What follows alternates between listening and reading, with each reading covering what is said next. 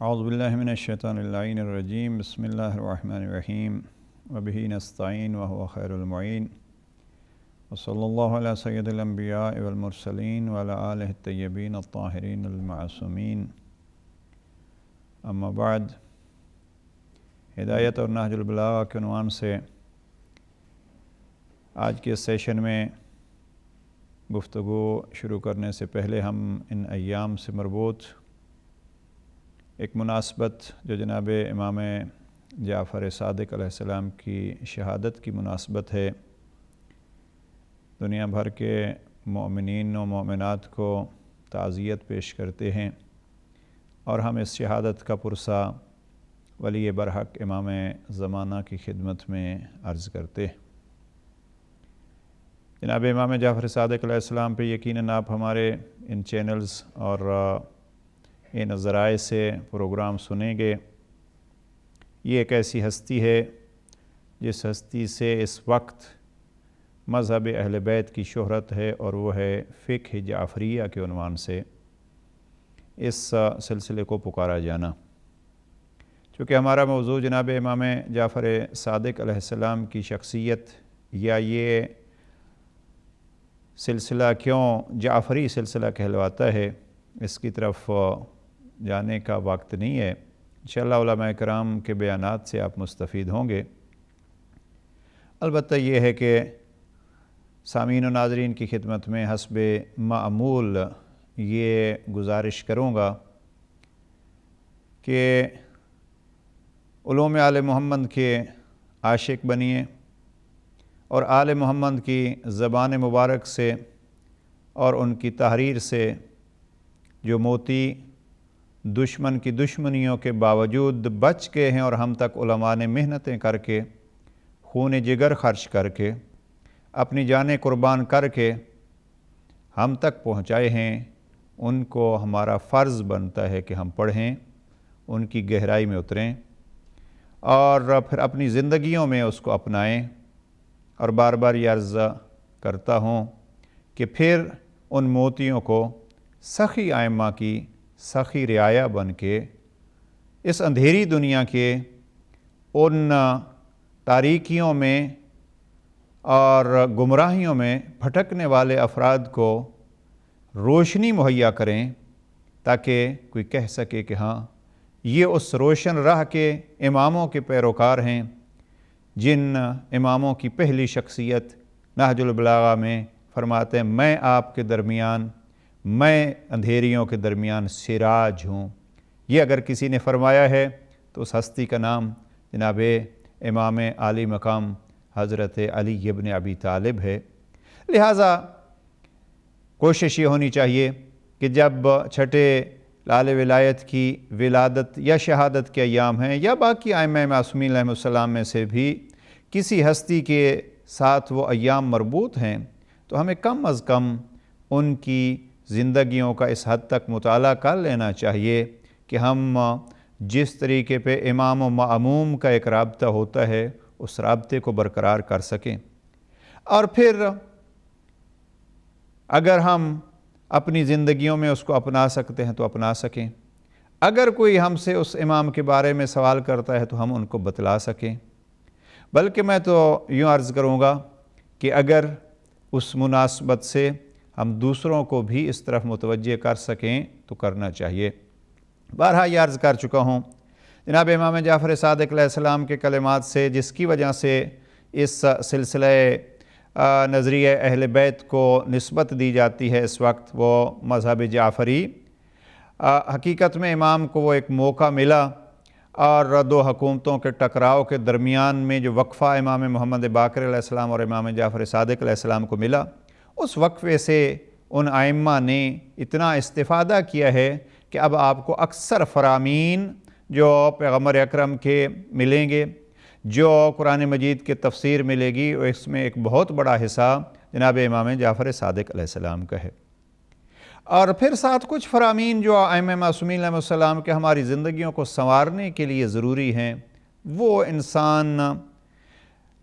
ان کو درک کر کے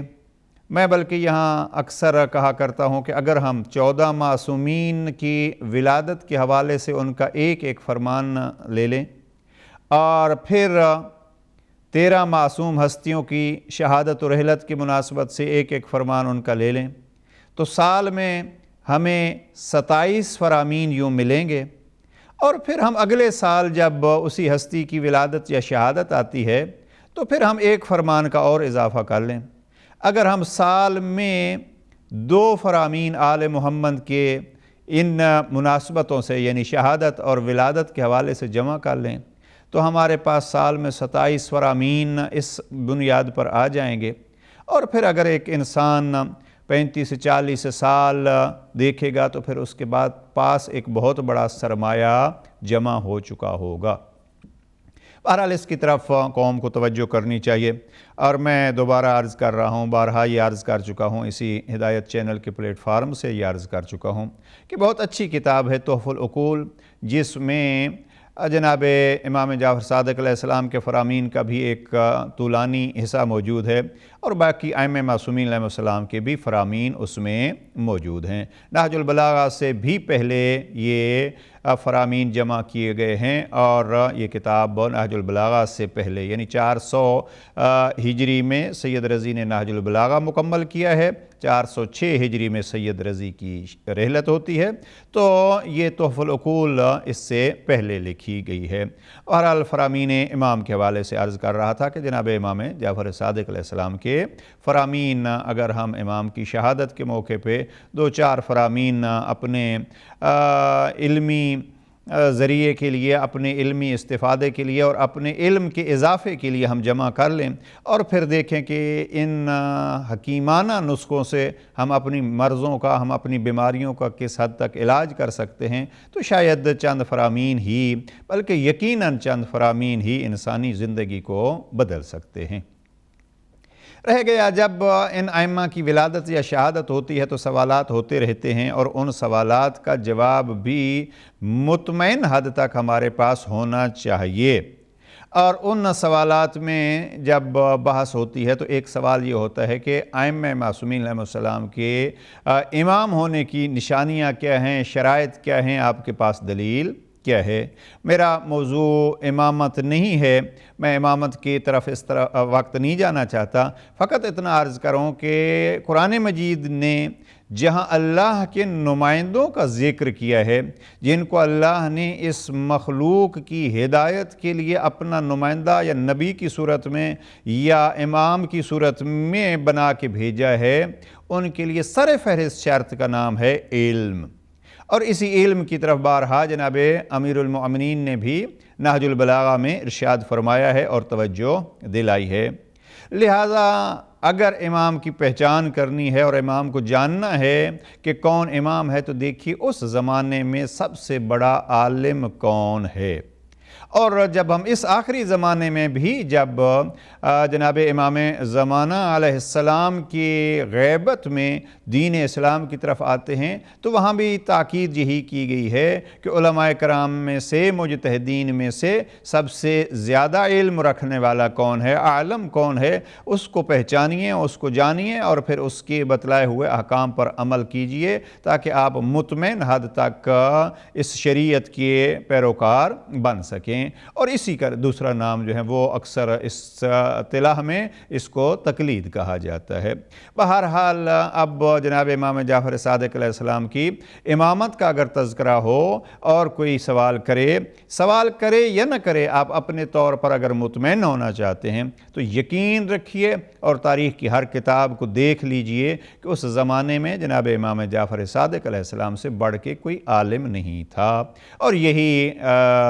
چیز ان کی امامت کی بڑی نشانی ہے۔ بعد میں جن افراد نے اپنے آپ کو مقام امامت تک پہنچایا ہے، انہوں نے حقیقت میں اسی امام سے کسب فیض کیا ہے، اور اس کسب فیض کا نتیجہ یہ تھا کہ بعد میں انہوں نے اپنے آپ کو اس مقام تک پہنچایا ہے۔ تو علم امامت کی ایک بہت بڑی نشانی ہے، علم امامت کی ایک بہت بڑی شرط ہے، لہذا جس زمانے کے امام کو پہچاننا ہو، آپ یہ دیکھ لیجئے کہ اس زمانے میں سب سے بڑا عالم کون ہے۔ اور ائمہ معصومین علیہ السلام کے علم میں یہ بھی نہیں ہے کہ وہ ایج کتنی رکھتے ہیں اور کون ان کا استاد ہے۔ یہی کمال ہے امامت کا، اس لیے کہ استاد ان کا وہی ہے جس نے انبیاء کو پڑھایا ہے اور پھر نبیوں نے اپنے وصیوں کو بتلایا ہے، اور جناب پیغمبر اکرم کے علوم اس میں کسی کو شک نہیں، اور اس پیغمبر اکرم نے اپنے جانشین جناب امیر المؤمنین کو جو کچھ سکھایا ہے اس میں بھی کوئی شک نہیں، اور اسی بیس پہ فرمایا ہے انا مدینۃ العلم وعلی بابھا۔ بہرحال علم اور امامت کا ایک بہت گہرا تعلق ہے، یہ ایک دوسرے کا حصہ ہیں۔ امامت اور علم دو عظیم چیزیں اور وصف ہیں جن کو آپس میں جدا نہیں کیا جا سکتا۔ امامت اور علم کے حوالے سے بہت ساری بحثیں کی گئی ہیں، اسی حدیث کے ضمن میں انا مدینۃ العلم وعلی بابھا کے ضمن میں بحثیں ہوئی ہیں، جن بحثوں کی طرف ہم اس وقت نہیں جانا چاہتے۔ اسی حد تک جناب امام جعفر صادق علیہ السلام کی شہادت کے حوالے سے ہم گفتگو کرنا چاہتے تھے اور گزارش کرنا چاہتے تھے، جو ہم کر چکے۔ البتہ نہج البلاغہ میں اگر آپ دیکھیے تو نہج البلاغہ میں جناب امیر علیہ السلام نے تمام ائمہ کے علوم کا بھی تذکرہ کیا ہے، اور اپنے علم کا جو تذکرہ جس انداز میں کیا ہے، خود یہ اپنے طور پر ایک عجیب سی چیز ہے کہ آیا وہ علم، اب دیکھیے میں یہ جملات عرض کرتا ہوں جناب امام جعفر صادق علیہ السلام کی شہادت کے حوالے سے، کہ اگر امام امیر علیہ السلام اپنے زمانے میں اس علم کا دعویٰ کرتے ہیں تو جناب امام جعفر صادق علیہ السلام اپنے زمانے میں اس علم کے مالک ہیں۔ بہرحال جناب امیر علیہ السلام نہج البلاغہ کے اس خطبہ نمبر 175 میں فرماتے ہیں، اور اس کو عنوان ہی دیا گیا ہے علوم امام علی علیہ السلام اور وسعت علمی ہے جناب امیر علیہ السلام۔ واللہ لو شئت ان اخبر کل رجل منکم بمخرجہ ومولجہ وجمیع شانہ لفعلت۔ بہت بڑا دعویٰ ہے، اور جناب امیر علیہ السلام کا اب بہرحال علماء کرام اس کو بہتر انداز میں حل کر سکتے ہیں۔ ایک طرف دعویٰ ہے جناب امیر علیہ السلام کا سلونی سلونی قبل ان تفقدونی، اور یہاں جناب امیر علیہ السلام کا ایک دعویٰ ہے پھر، اور اس دعوے کو آپس میں آپ جوڑتے رہیے کہ یہ دعویٰ کون سا دعویٰ عظمت رکھتا ہے۔ بہرحال جناب امیر علیہ السلام فرماتے ہیں واللہ لو شئت ان اخبر کل رجل منکم بمخرجہ ومولجہ وجمیع شانہ لفعلت۔ قسم کھا کے امام یہ دعویٰ کر رہے ہیں، سلونی سلونی قبل ان تفقدونی میں امام نے وہاں دعویٰ کیا، قسم نہیں کھائی ہے۔ یہاں جناب امام قسم فرماتے ہیں واللہ مجھے اپنے پروردگار کی، اپنے معبود کی قسم۔ کیا قسم ہے یا علی؟ فرمایا اگر میں چاہوں تو آپ میں سے ہر ایک کے آغاز سے لے کے اس کے اختتام زندگی تک کی ہر چیز کو بتلا سکتا ہوں۔ بلکہ بعض علماء نے اس کو اس حوالے سے لیا ہے بمخرجہ و مولجہ، کہاں سے وہ آیا ہے اور اس کا آخری ٹھکانہ کون سا ہوگا، یعنی اس کے جنت اور جہنم میں جانے کے بھی جناب امیر علیہ السلام خبریں دے سکتے ہیں۔ اور یہ قسم کھا کے واللہ کہہ کے جناب امیر علیہ السلام فرماتے ہیں واللہ لو شئت ان اخبرکم، اگر میں چاہوں تو میں آپ کو خبر دے سکتا ہوں۔ اب خبر وہی دیتا ہے جس کے پاس اس شے کا علم ہوتا ہے، اس چیز کو وہ جانتا ہے۔ اب یہ ہے دعوے جناب امیر علیہ السلام، اور اسی کو ہم کہتے ہیں امامت ہوتی ہی وہی ہے جس میں اس حد تک دعوے جو ہیں وہ موجود ہوں۔ ان اخبر کل رجل منکم، آپ میں سے ہر ایک شخص کو اس کے آنے اور اس کی زندگی کے اختتام کی خبریں دے دوں، وجمیع شانہ، اور اس حد تک بھی نہیں، اور اس کی زندگی کے ہر ایک موڑ کی خبر میں اس کو دے سکتا ہوں۔ جمیع شانہ لفعلت، اگر میں چاہوں تو میں یہ کر سکتا ہوں۔ یہ ہے علم امام، یہ ہے علم جناب امیر علیہ السلام۔ نہج البلاغہ خطبہ نمبر 75 عرض کر رہا ہوں۔ شاید بعض ترجموں میں میرے سامنے اس وقت مفتی جعفر حسین مرحوم کا ترجمہ نہیں ہے، میرے پاس یہ دوسرا ترجمہ ہے۔ مفتی جعفر حسین مرحوم کے ترجمے کے حوالے سے ظاہراً یہ خطبہ نمبر 173 ہونا چاہیے، 173۔ بہرحال اس کا عنوان جو ہے وہ آپ دیکھ لیں، ایھا الناس غیر المغفول عنہم والتارکون الماخوذ منہم، تو یہاں سے یہ شروع ہوتا ہے۔ اب آگے جو ہے وہ جناب امیر علیہ السلام فرماتے ہیں ولیکن اخاف ان تکفروا فی برسول اللہ، الا و انی مفزیہ الی الخاصۃ ممن یؤمن ذالک منہ۔ اب یہ ایک بہت ہی دقت طلب جملہ ہے۔ جناب امیر علیہ السلام فرماتے ہیں میں اگر چاہوں تو میں یہ کر سکتا ہوں، لیکن میں یہ کیوں نہیں کرتا؟ یہ دقت طلب چیز جو ہے وہ یہ ہے، ولیکن اخاف، میں علی اس سے خوف زدہ ہوں، ان تکفروا فی برسول اللہ، کہ آپ لوگ اگر ایسی خبریں مجھ سے سنیں گے تو پھر آپ پیغمبر اکرم کی اور میری نسبت جو ہے وہ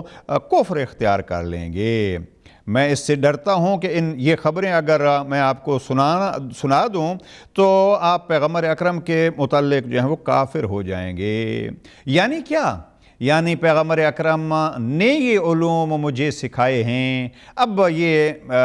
دقت طلب جملہ ہے اور اس میں گہرائی میں جانا ہوگا کہ جناب امیر علیہ السلام فرماتے ہیں خبریں میں دوں گا، آپ کفر جناب پیغمبر اکرم کی نسبت اختیار کر لیں گے۔ یہ خود شاگرد اور استاد کا ایک تعلق ہے کہ جس استاد کے شاگرد ایسے ہوں گے کہ وہ چاہیں تو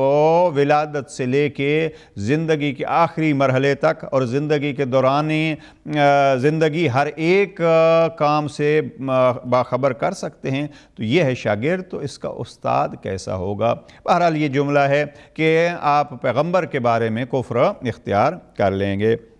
ممکن ہے یہ دعویٰ اس حد تک بھی بعض علماء کرام فرماتے ہیں کہ یہ دعویٰ جو جناب امیر علیہ السلام نے کیا سلونی قبل ان تفقدونی، یہ خود پیغمبر اکرم حضرت محمد مصطفیٰ صلی اللہ علیہ وآلہ وسلم نے بھی کبھی یہ دعویٰ نہیں کیا تھا۔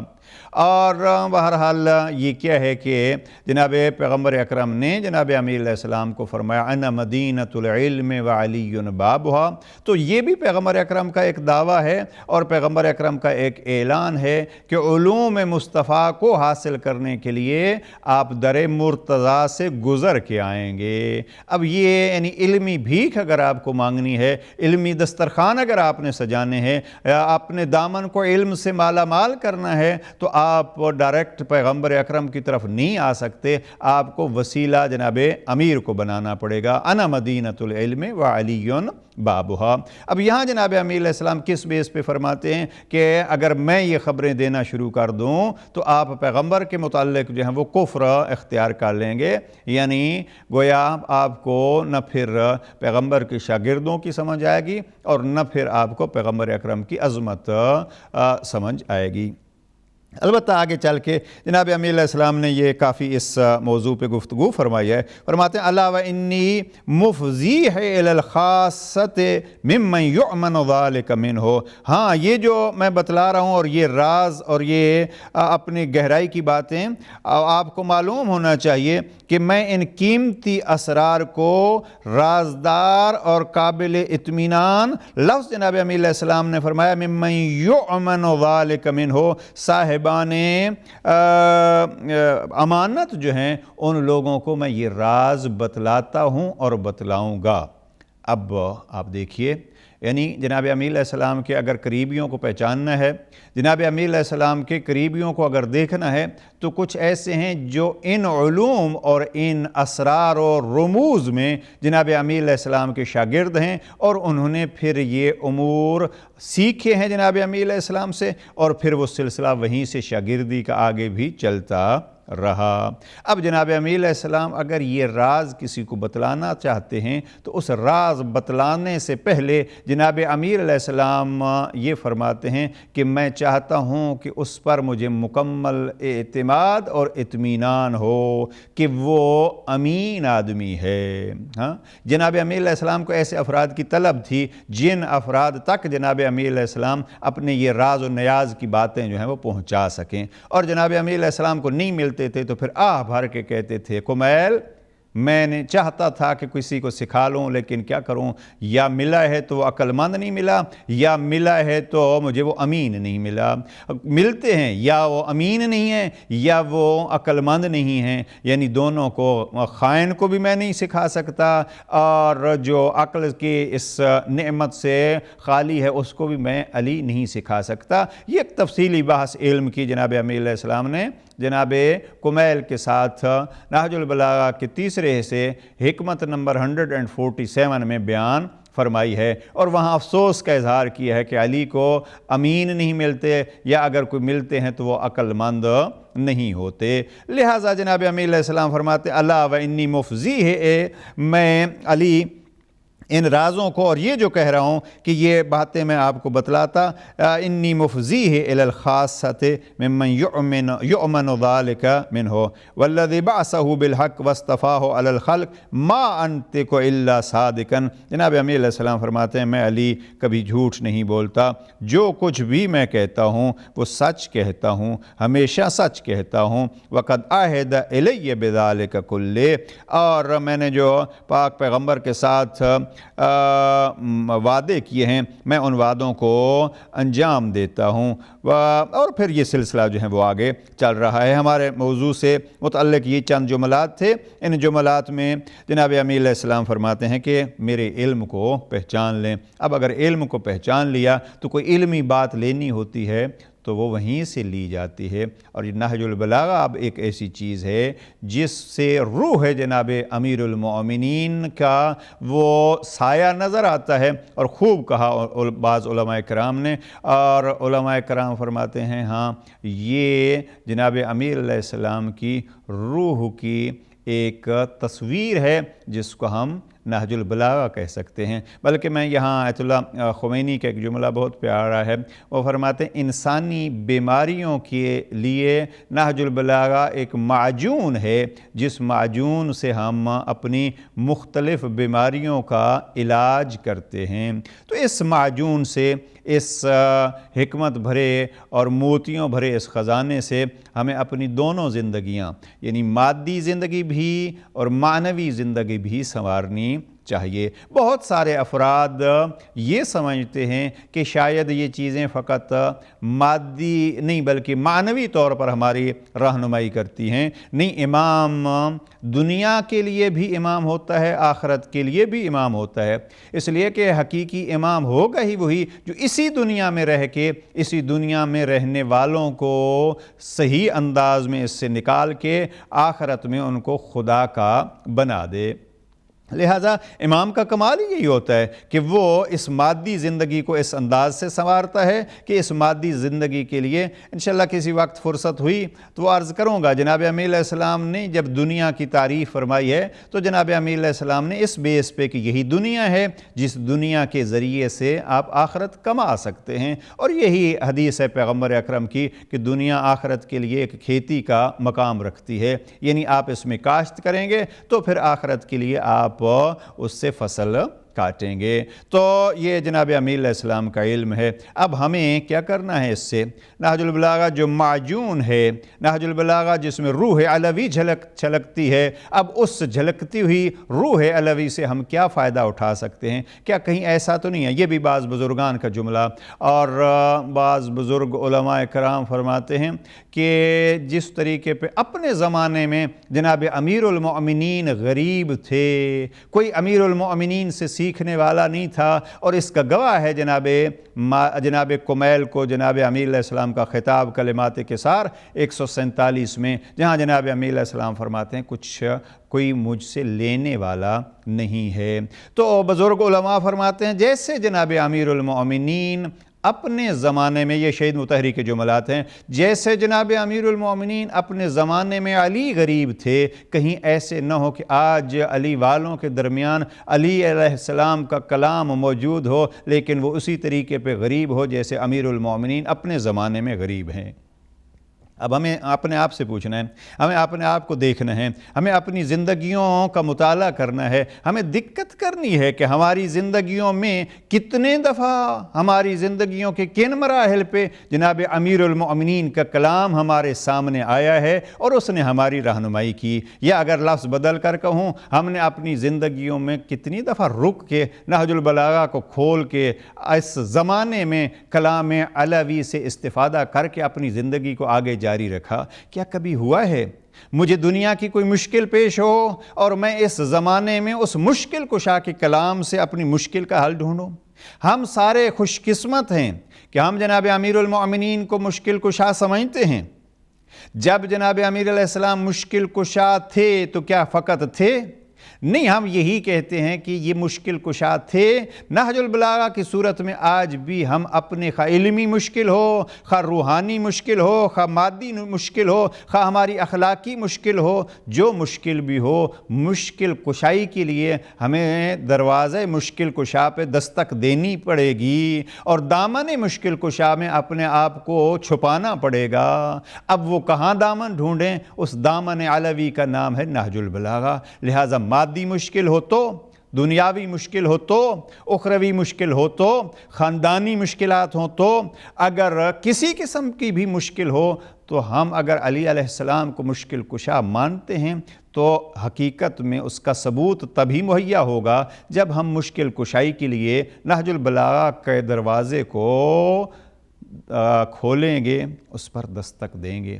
اب میں اپنے آپ سے، آپ اپنے آپ سے، ہر کوئی اپنے آپ سے یہ سوال کر لے کہ کیا ہم نے نعرے تو لگائے ہیں بہت، البتہ یہ ہے کہ نعرے کا بھی ایک ہوتا ہے، فائدہ ہوتا ہے، نعرے کا ایک فائدہ ہوتا ہے، لیکن بعض اوقات انسان نعرہ لگاتا ہے اور دشمن بیدار ہو جاتا ہے، انسان وہ کچھ نہیں کرتا جو اس کو کر لینا چاہیے تھا۔ اس لیے کہتے ہیں خالی نعرے، کھوکھلے نعرے نہیں ہونے چاہیے، اس لیے کہ کھوکھلا نعرہ ہم لگائیں گے تو پھر دشمن وہ قیمتی چیزیں ہم سے چھین لے گا، ہمیں خبر بھی نہیں ہونے دے گا۔ آپ بہرحال موضوع ذرا اس وقت سخت ہے، اور وہ یہ ہے کہ لوگوں نے ہمیں قرآن کس طریقے پہ ہم سے چھینا۔ قرآن مجید کتنا عظیم کتاب ہے اور اس سے ہم کیا کیا فائدے اٹھا سکتے ہیں، لوگوں نے پہچان لیا، اور یہاں پارلیمنٹس تک یہ جملات کہے گئے ہیں کہ اگر مسلمانوں کو کمزور کرنا ہے تو ان سے قرآن مجید چھین لو۔ اب یہی سلسلہ باقی علمی خزانوں کا بھی تھا کہ اگر ان کو اسلام سے دور کرنا ہے تو پھر ان سے یہ خزانے چھین لو، اور ہوشیار دشمن ہوتا ہی وہی ہے جو خزانہ چھین لیتا ہے اور دشمن بن کے نہیں چھینتا بلکہ وہ دوست بن کے چھینتا ہے۔ جناب امیر علیہ السلام نہج البلاغہ میں ایک جگہ پہ خواتین کے بارے میں یہ فرماتے ہیں کہ عورت کے مسئلے میں اتنا خطرناک باہر کا شخص نہیں ہوتا جو آپ کے اندر آپ کا اپنا بن کے رہتا ہے، یعنی دشمن وہی ہوتا ہے جو اپنا بن کے رہتا ہے، وہ دشمنی بھی کر جاتا ہے اور دوستی کے روپ میں، اپنے کے روپ میں۔ اب ہمیں دیکھنا چاہیے کہ اسلام کیا کہتا ہے، اور کوئی دوست بن کے ہم سے اسلام کے اصول دوست کے روپ میں چھین نہ لے۔ بہرحال یہ موضوع ایک علیحدہ ہے کہ کس طریقے پہ دوستی کے روپ میں دشمنی کی جاتی ہے۔ اس لیے جوانوں کے ساتھ میں خصوصاً یہ عرض کروں گا کہ اس زمانے میں بھی بہت سارے دوست ہوتے ہیں جو حقیقت میں دوست نہیں، دوست نما ہوتے ہیں۔ دوست اور دوست نما کو پہچانیے۔ جناب امیر علیہ السلام نے بھی بہت ساری جگہوں پہ اس دوستی کا معیار بتلایا ہے، کس سے آپ نے بات کرنی ہے۔ گزشتہ سیشن میں نے یہ عرض کیا تھا، مثلا اس زمانے میں کیا ہوتا ہے، ماں باپ ہوں، ساتھی ہوں، علماء ہوں، اساتذہ ہوں، کسی کی بات نہیں، جی ہمارے دوست یہ کہہ رہے تھے، ہمارے دوستوں نے یہ ہمیں کہا ہے۔ اب جناب امیر علیہ السلام نے جناب مالک اشتر کو یہ فرمایا تھا، مالک جس سے مشورہ کرنا ہے اس کی کچھ شرائط آپ سامنے رکھو۔ جس سے مشورہ کرنا ہے ضروری یہ ہے کہ وہ مشورہ دینے والا، جس سے آپ مشورہ لینے چاہتے ہیں، وہ بخیل نہیں ہونا چاہیے، وہ لالچی نہیں ہونا چاہیے، وہ بزدل نہیں ہونا چاہیے، ورنہ آپ کو خدا سے بدظن کر دے گا۔ اب لالچی نہیں ہونا چاہیے، یہ دیکھنا چاہیے کیا کہیں اس کو کوئی طمع تو نہیں ہے۔ لہٰذا جس سے مشورہ کرنا چاہتے ہیں آپ، جس کو آپ اپنا دوست بنانا چاہتے ہیں، اس پہ غور کر لیجئے کہیں یہ چیزیں، یہ خامیاں جو جناب امیر علیہ السلام نے بیان کی ہیں، کہیں اس میں یہ موجود تو نہیں ہیں۔ اور بھی شرائط جناب امیر علیہ السلام نے اپنے بیٹے جناب امام حسن علیہ السلام کو دوستی کے حوالے سے بیان کی ہیں، کافی پہلے ہم اس کو کبھی عرض کر چکے ہیں۔ بس اتنا عرض کرنا چاہتا ہوں کہ بہت سارے ایسے افراد ہوتے ہیں جو دوست بن کے اپنی قیمتی چیزیں چھین کے لے جاتے ہیں، اور انسان کو پتہ تب چلتا ہے جب انسان اپنا سرمایہ کھو بیٹھتا ہے۔ اس لیے جناب امیر علیہ السلام کا ایک فرمان یہاں یاد آ رہا ہے، وہ بھی یہیں عرض کرتا جاؤں۔ جناب امیل علیہ السلام فرماتے ہیں کسی سے دوستی رکھیں تو اس حد تک دوستی رکھیں کہ اگر آپ کو الگ ہونا پڑے تو آپ کو ضرر نہ اٹھانا پڑے، اور اگر آپ کسی سے دشمنی کرنا چاہتے ہیں تو اس کی بھی آپ اتنی حد رکھیں کہ کبھی آپ کی دوستی کے اور آپ کے قرب کے ذرائع مہیا ہو جائیں تو آپ اس کو قریب کر سکیں۔ یعنی ہر ایک چیز میں حد ہونی چاہیے، اور دوستی میں ایک ضروری حد یہ ہے، اب موضوع بہت پھیل جائے گا، کسی وقت عرض کروں گا، دوستی میں ایک مہم چیز یہ ہے کہ راز وہ دیں کہ جب کل وہ آپ سے الگ ہو جائے تو آپ کو بلیک میل نہ کرے۔ یہاں اس ملک میں بالخصوص جہاں ہم زندگی گزار رہے ہیں، باقی ہر جگہ پہ یہ بھی سلسلہ ہے، لوگ دوستی کے روپ میں اپنا بن کے راز لے لیتے ہیں، اور پھر جب وہ راز ان کے پاس آ جاتے ہیں تو انہی رازوں کو اسی شخص کے خلاف ہم نے بہت سارے افراد کو اس جال میں پھنستے ہوئے دیکھا ہے، اور پھر وہ اپنی زندگی تک کو ضائع کر بیٹھتے ہیں۔ بلیک میلنگ کا یہ خطرہ اس ملک میں بھی، پڑھے لکھے ایک ماحول میں بھی یہ چیزیں موجود ہیں، اور ہر جگہ پہ یہ چیزیں،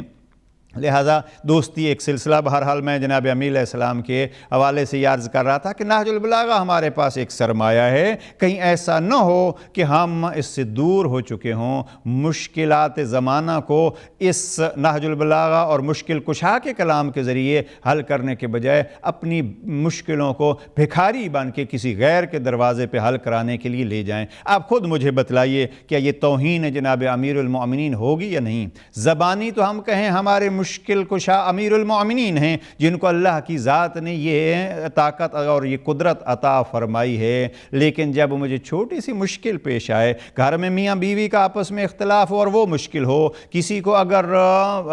مالی طور پر کمزوری ہو اور وہ مشکل ہو، کسی کو اولاد کے ساتھ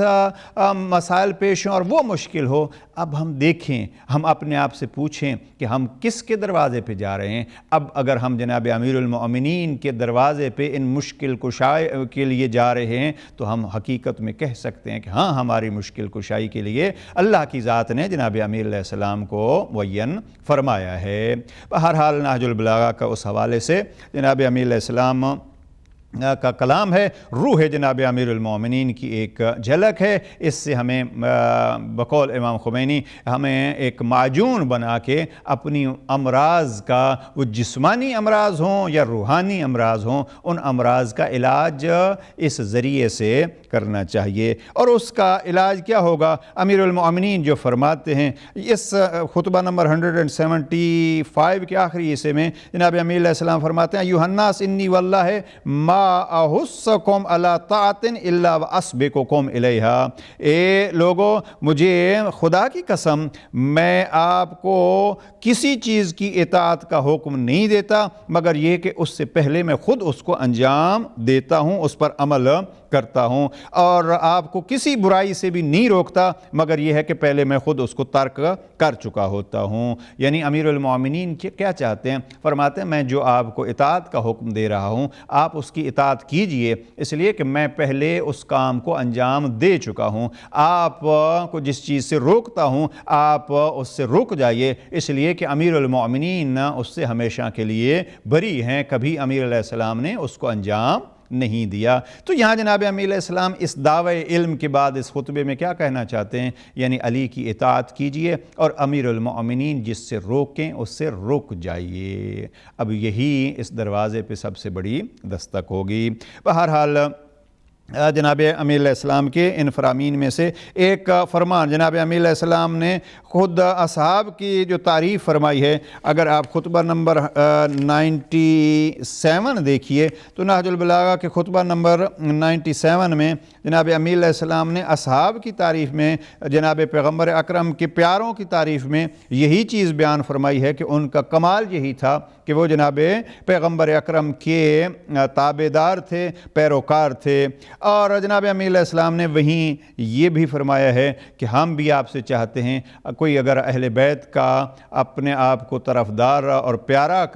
بتلانا چاہتا ہے تو وہ بھی دعوے سے نہیں ہوگا بلکہ وہ بھی اس عمل سے ہوگا۔ اور عمل کیسے کریں گے؟ جناب امیر علیہ السلام فرماتے ہیں خطبہ نمبر 97 میں انظروا اہل بیت نبیکم فالزموا سمتہم، یہ جملہ کئی دفعہ میں عرض کر چکا ہوں۔ جناب امیر علیہ السلام فرماتے ہیں آپ اہل بیت نبی کو دیکھیے، فَالْزَمُوا صَمْتَهُمْ، جس طرف وہ جا رہے ہیں آپ اسی طرف اپنا رخ رکھیے، وَاتَّبِعُوا أَثَرَهُمْ، اور آپ ان کے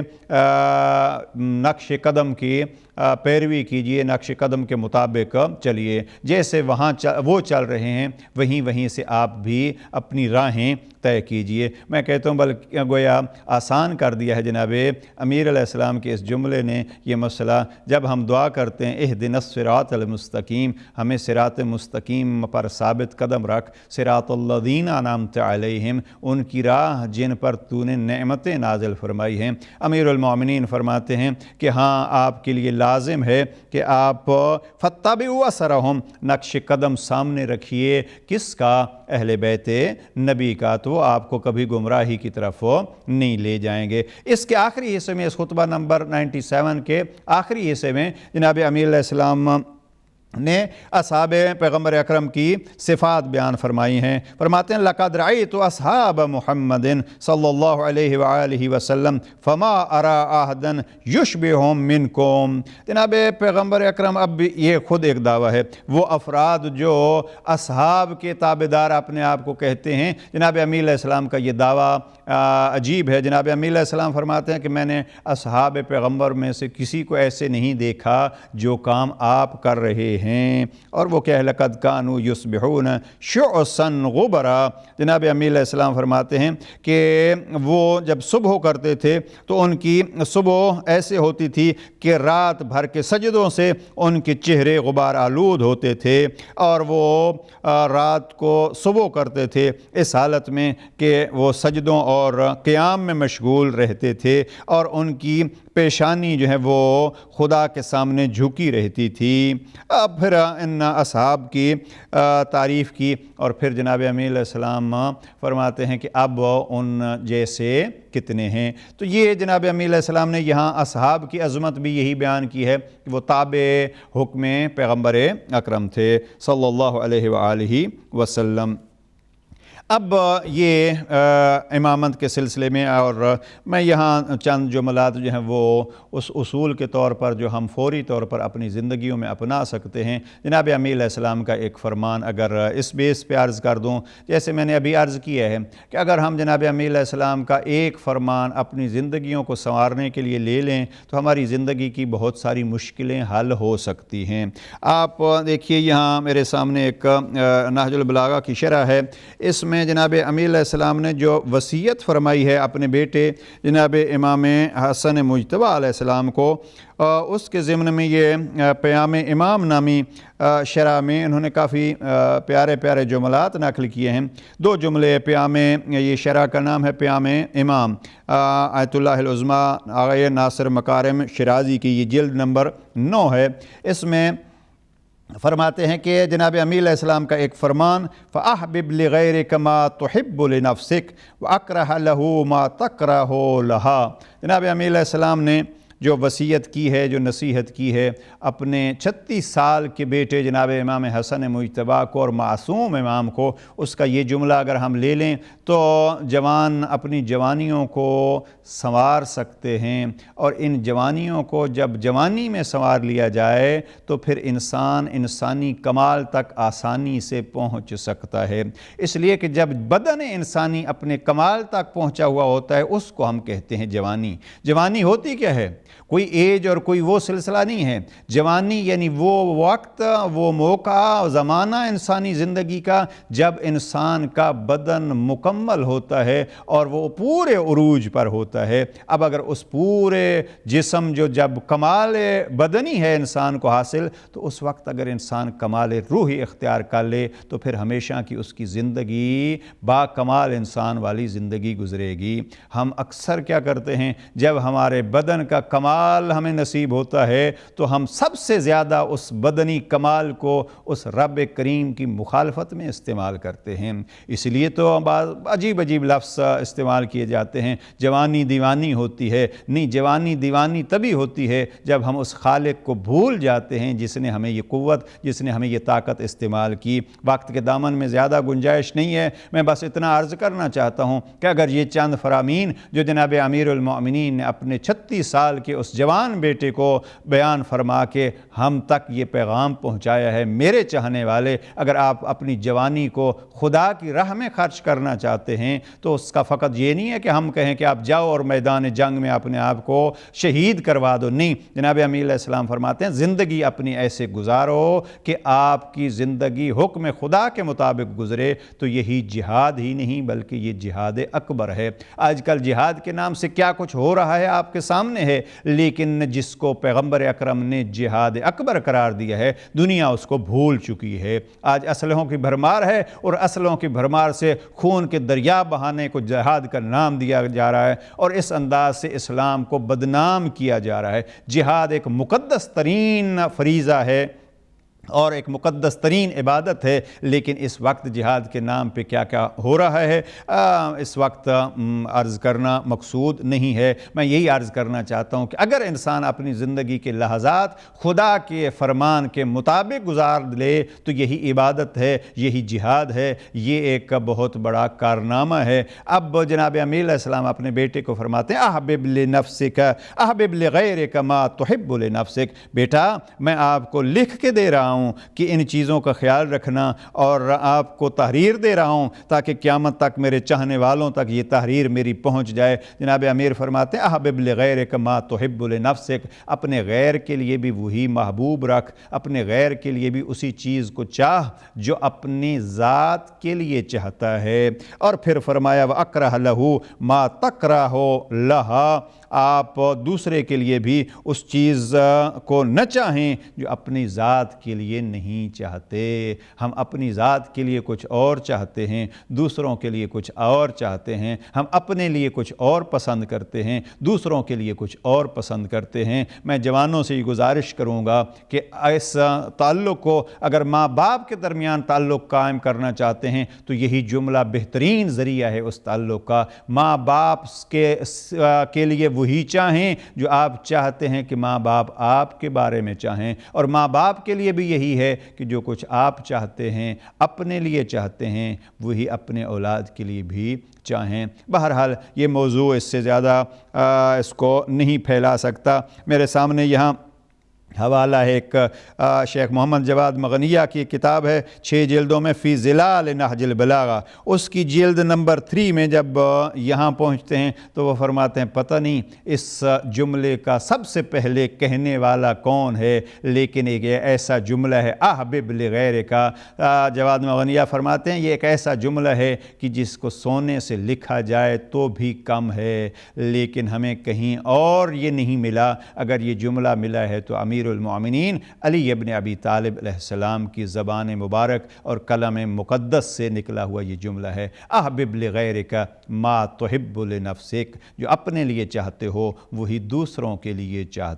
چاہو، جو اپنے لیے نہیں چاہتے وہ دوسروں کے لیے بھی نہ چاہو۔ یہی انسانی زندگی کے کمال کا ایک ذریعہ بن جاتا ہے، اور اگر ہم اپنی جوانی میں اس پر عمل کر لیں تو ہماری آخرت کا بھی کمال نصیب ہو سکتا ہے۔ پروردگار ہمیں علوم آل محمد سے استفادہ کرنے اور اس کو اپنی زندگیوں میں اپنانے اور پھر اس سرمایہ کو دوسروں تک پہنچانے کی توفیق نصیب فرمائے۔ والسلام علیکم ورحمۃ اللہ وبرکاتہ۔